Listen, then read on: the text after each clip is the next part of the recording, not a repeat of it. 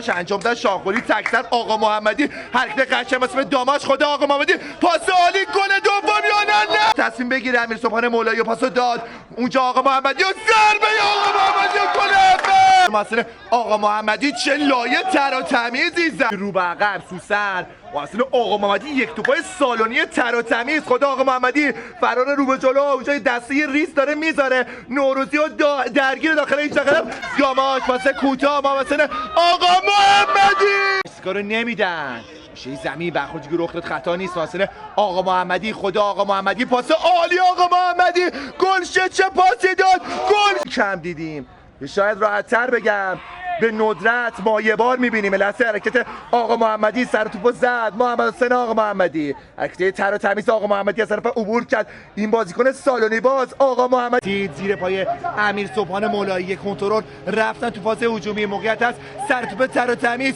یه پای عالی بزن و کارتو زیبا کن بزن اصلا می‌کنم زمین خطا رو میزنه توپگیری خوبه اونجا واسه آقا محمدی گرفتش اما ادامه کن آقا محمدی داخل اشتغال آقا محمدی زدش یا نه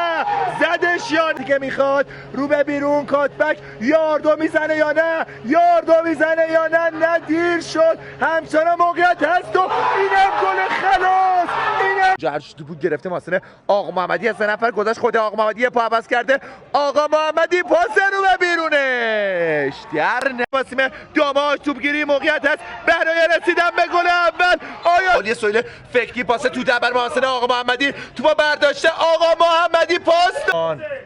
مثلا آقا محمدی خدا آقا محمدی به تو زد دوباره محمدی اونجا یه لحظه برخورد که رخ داد زکریا پاس که داد برای آقا محمدی داخل جریمه محمد حسین آقا محمدی و زهره شوری کاظم زاده ضربه سوارو زد و یه دفعه تو حالا مثلا آقا محمدی یه کنترل یه نفر شروع برداشت آقا محمدی تند و تیز خود ما مثلا آقا محمدی یه سر توپ چه پاسی داد خدای من تو اون شلوغیت دست میدن حالا ضد حمله برسه داماش ما مثلا آقا محمدی حرکت رو بچونه آقا محمدی اینم رد کنه تک میدن که آقا محمدی با چپ زد و بلاکشو یه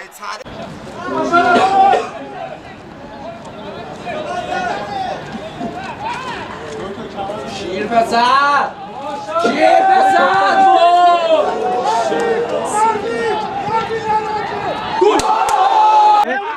میشه فرصت برای تیم داماش یه ضربه گل دوم توسط محمد آقا محمدی روی پویا زالی آقا محمدی ارتباطی قرکه خودش هم صاحب توپ 2 نفر 3 نفر از پیش رو برداشته میتونه پاسشو بفرسته برای آقا محمدی یه سر توپ میشه محمدی جریمه فرصت ضربه زمین 3 نفر 4 نفر و اعلام میان به پاس اشتباه آقا محمدی ببینه جلوی چپ شاغلیو تک به تک کجا زد سوراپور آقا محمدی پاسشو میفرسته برای سوراپور و ضربه که در این تکنیکی ریز بازی میکنه فوشایی داخل محمدی جریمه فرصت برای آقا محمد رسید آقا محمدی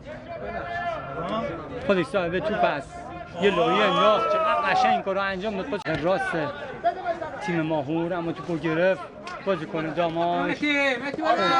آقا محمدی از 3 نفر رو یه چرخش کامل برداشت کنه آقا محمدی پشت محمدی جریمه یه ضربه که بلوکه شد توسط بازیکنان ماهور حالا قراوی یه ضربه